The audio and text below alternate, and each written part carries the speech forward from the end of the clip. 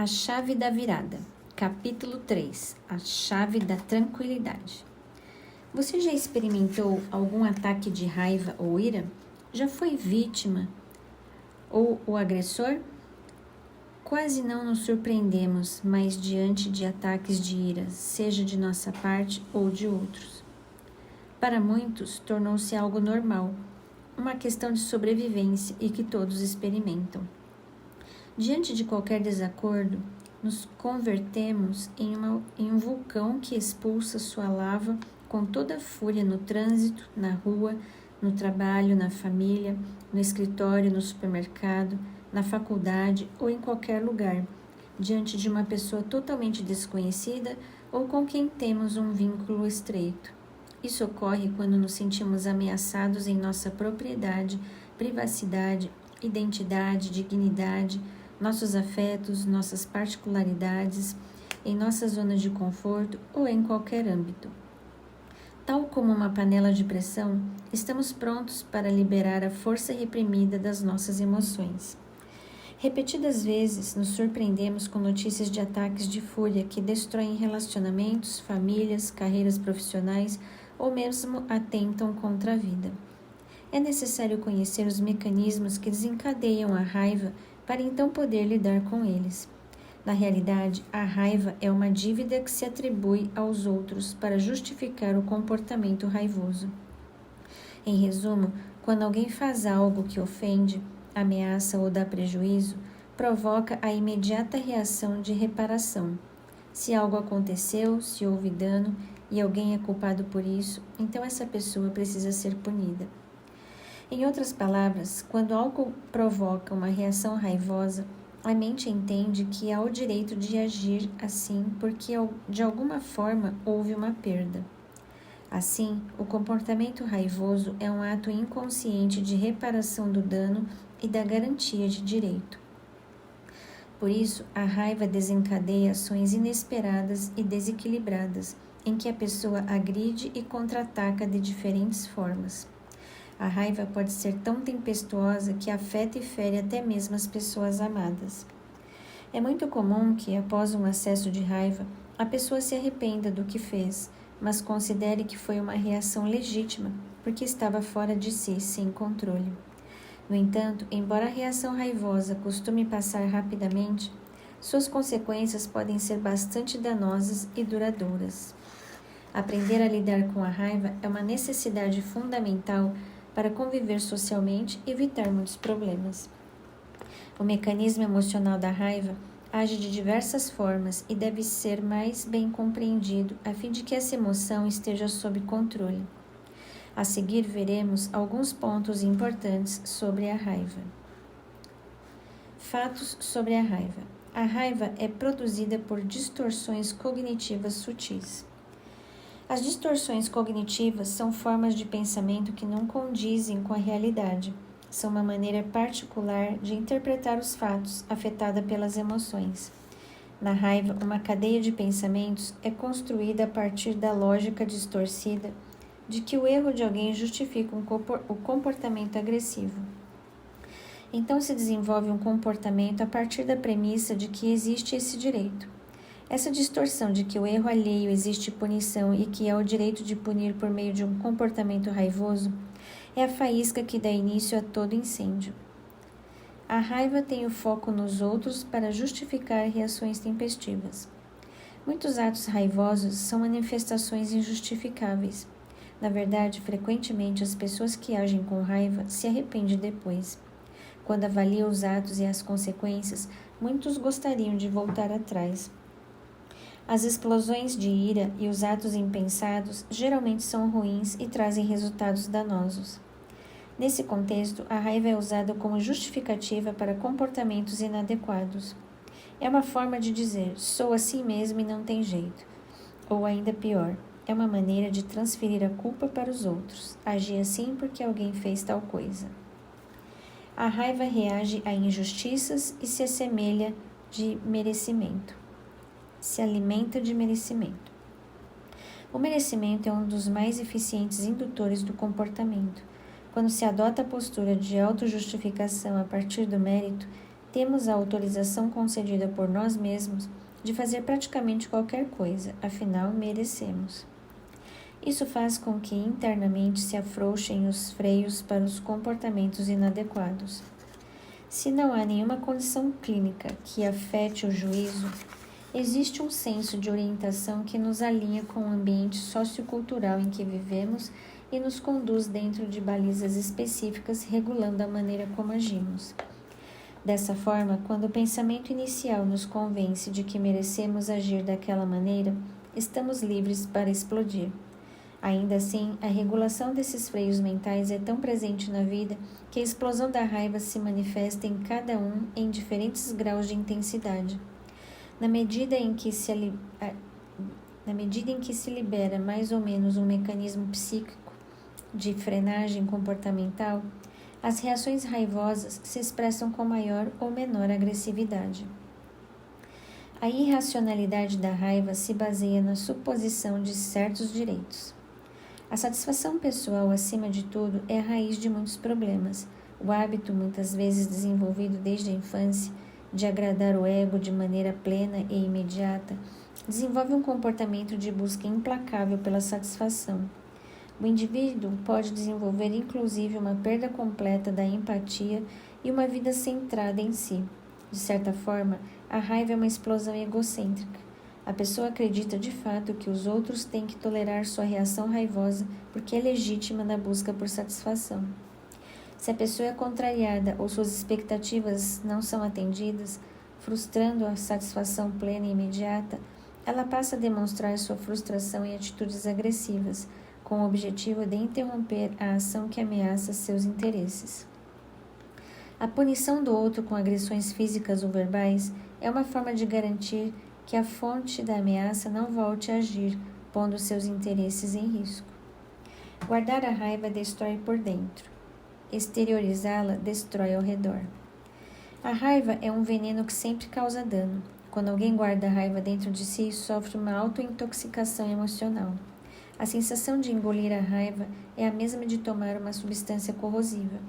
A frustração de não reagir se soma ao prejuízo recebido. A falta da punição ao outro, na mente de quem sente raiva, é um prejuízo adicional, uma forma de autopunição. Todo o sentimento de ira que seria descarregado contra outra pessoa passa a ser direcionado contra si mesmo. Em longo prazo, isso provoca danos à saúde emocional, como sentimentos de autoestima baixa, desvalorização pessoal, frustração crônica, perda de interesse social e depressão. Por outro lado, a raiva é exteriorizada, ela atinge os outros. A ira envenena e destrói relações, pois alimenta o egocentrismo do raivoso e isso fica evidente para as pessoas. Aqueles que se relacionam com uma pessoa estourada passam a evitar essas situações, mantendo interações cada vez mais raras e frequentes. Assim, a raiva é um poderoso indutor da solidão. A raiva, além de não mudar a situação, traz consequências negativas. Enquanto o medo gera uma reação de fuga ou enfrentamento diante de uma ameaça presente, a raiva desencadeia o mecanismo emocional da busca de punição por algo que já ocorreu. Na maioria das vezes, a reação raivosa não consegue mudar a situação, mas produz seus próprios efeitos e consequências. Assim surgem outros problemas decorrentes das atitudes tomadas no momento da raiva.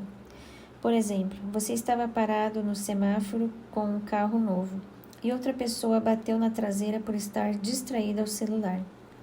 Esse incidente trará prejuízos financeiros e transtornos que vão além do conserto do carro, mesmo que a pessoa culpada assuma os custos. Você vai perder tempo com o processo e a burocracia envolvida. Provavelmente vai ficar sem carro enquanto ele estiver na oficina. E seu carro vai perder valor na venda. Só para listar alguns prejuízos comuns. Apesar de todo esse desgaste, a pessoa que foi vítima da colisão pode tornar a situação ainda pior se sair do carro e agir de forma agressiva com o motorista culpado. Além de não resolver nenhum dos problemas mencionados, poderá acrescentar vários outros decorrentes de sua atitude raivosa. Características das pessoas propensas à raiva: baixa tolerância à frustração, postura crítica e julgadora, perfeccionismo, pensamento tudo ou nada, possessividade, déficit de comunicação, comportamento punitivo, tendência aos vícios, agressividade. Superando a raiva. Lidar com a raiva exige tempo, foco e determinação. Não é uma luta fácil, mas é possível vencer. É necessário desenvolver o autocontrole por meio de ferramentas e práticas que trazem resultados cumulativos. Também é preciso persistir diante das recaídas que seguramente acontecerão. O importante é fazer um progresso constante. Cada dia é um novo dia e uma nova oportunidade para superar a raiva e suas consequências. Em uma pessoa comprometida com esse processo, aos poucos a mente vai sendo moldada e a personalidade transformada. Quem antes era conhecido por suas explosões de raiva poderá se transformar em uma pessoa calma e equilibrada por meio do amadurecimento emocional. Primeiro, desenvolva a empatia. A empatia é o antídoto contra a raiva. Empatia é a capacidade de se colocar no lugar de outra pessoa, como se você estivesse vivendo a mesma situação. A partir da empatia é possível entender o sentimento e as emoções do outro. Assim, a empatia é o oposto do egocentrismo, que está na raiz da raiva. Enquanto a postura egocêntrica traz o foco para o eu, buscando a satisfação plena e imediata, a postura empática leva a pessoa a colocar-se no lugar do outro e entender o que houve, compreendendo o contexto envolvido nas ações e buscando um ponto de equilíbrio para resolver a situação. A empatia é um exercício diário e não se trata de buscar justificativas para o comportamento alheio a fim de aplacar a raiva.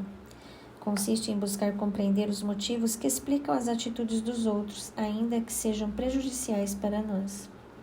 Ao compreender as razões, é possível distinguir com mais clareza uma solução conciliadora.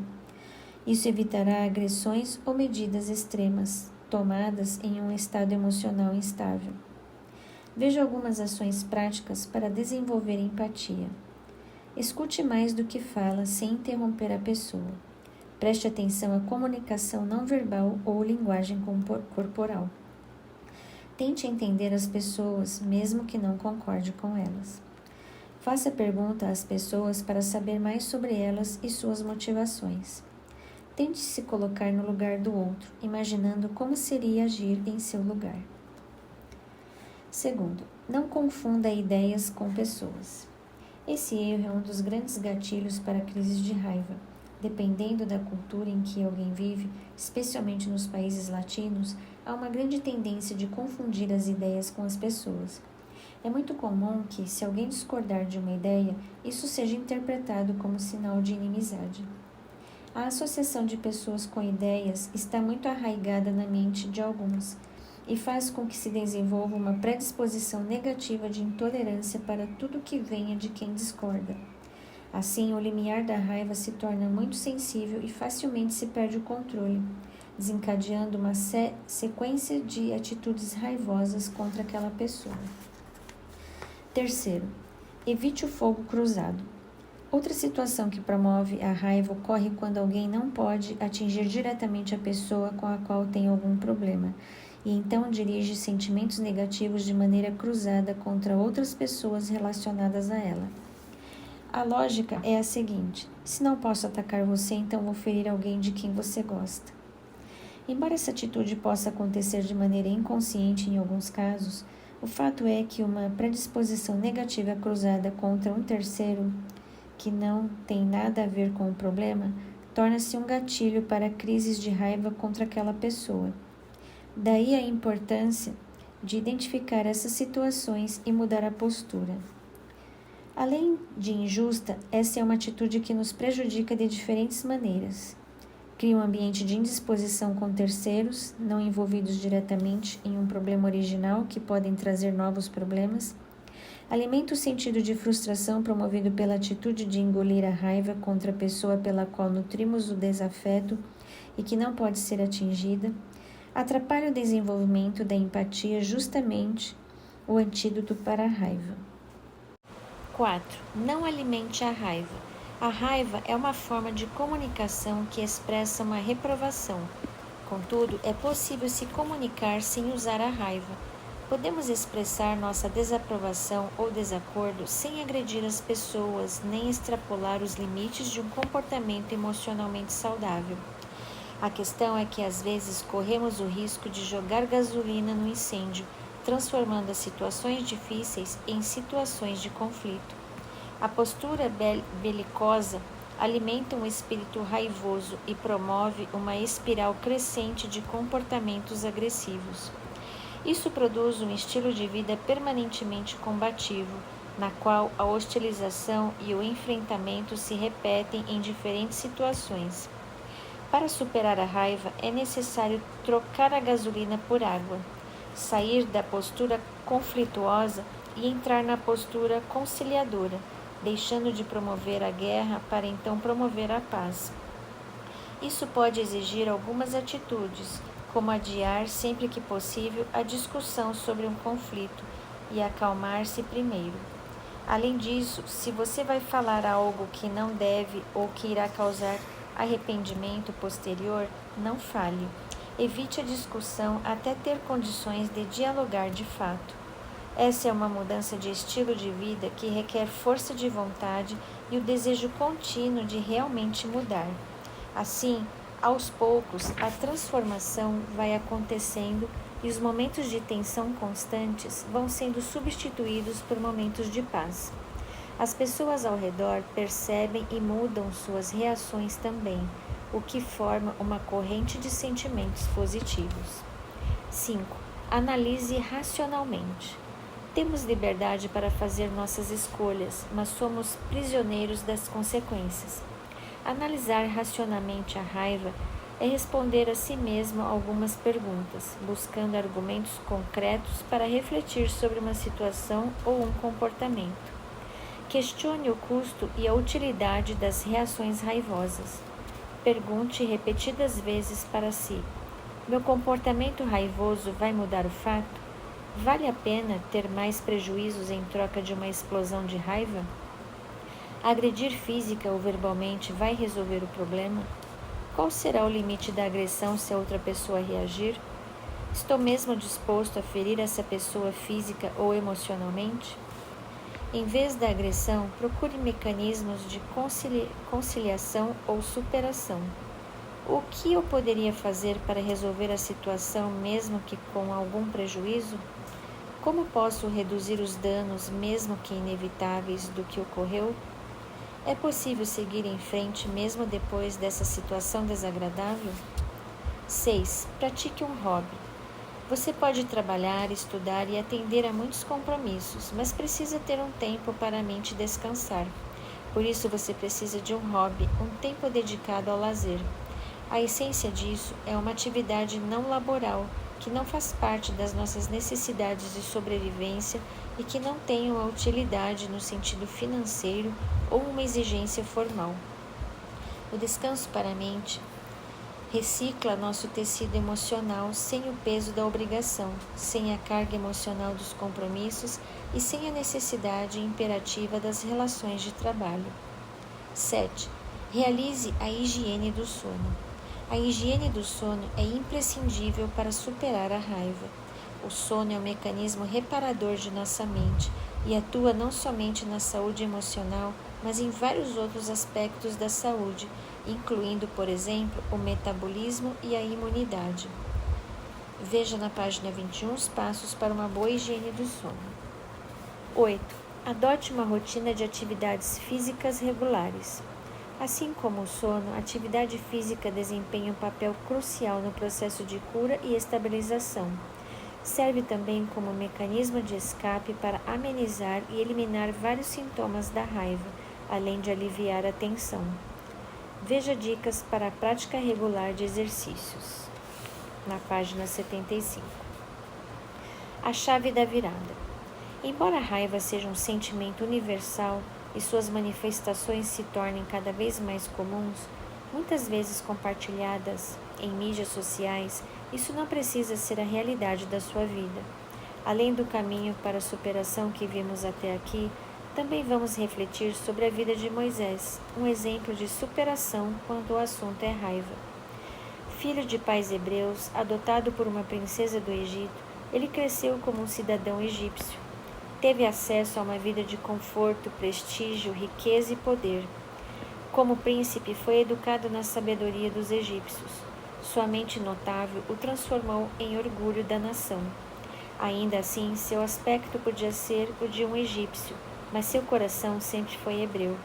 Sua fé, lealdade e devoção sempre foram direcionadas a Deus. Sua esperança era libertar Israel pela força das armas. Arriscou tudo, mas falhou. Infelizmente, em diversas ocasiões, foi conduzido pela raiva em vez da razão. As Escrituras Sagradas relatam momentos significativos de raiva na vida de Moisés.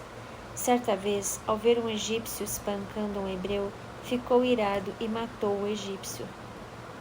Quando Moisés desceu do Monte Sinai e viu o povo adorando o bezerro de ouro, ele lançou ao chão as tábuas dos 10 mandamentos, quebrando-as em muitos pedaços.